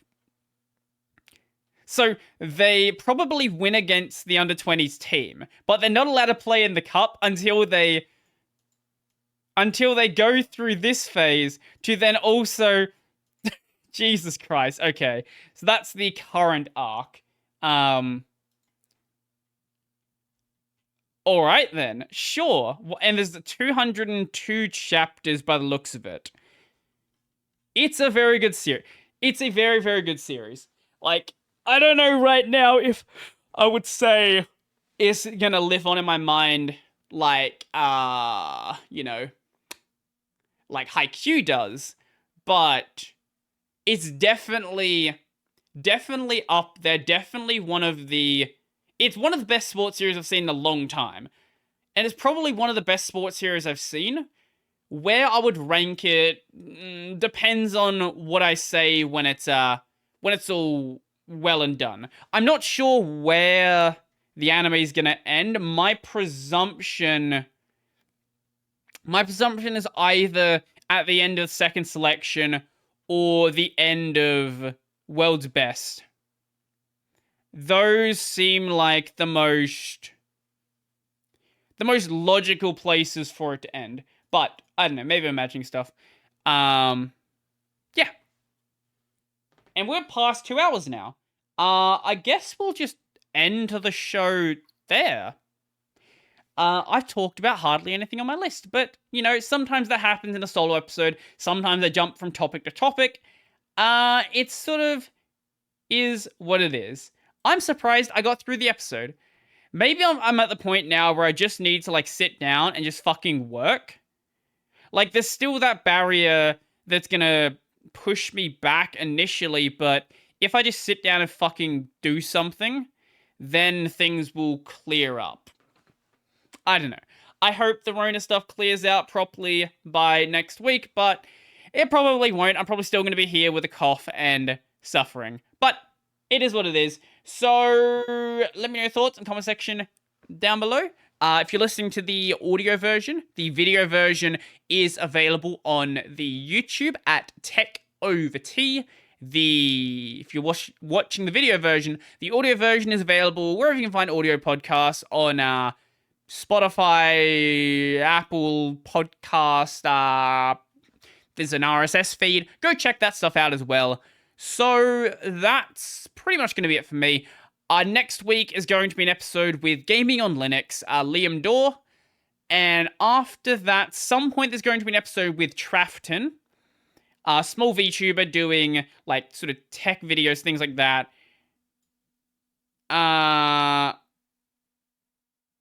Well, oh, I just read a stupid comment. And yeah, that's gonna be it for me. So I'm gonna head out, and I was gonna play my outro because I'm used to a stream right now. I don't know why. Yeah. See you guys later. See you guys. See you guys later. I'm out.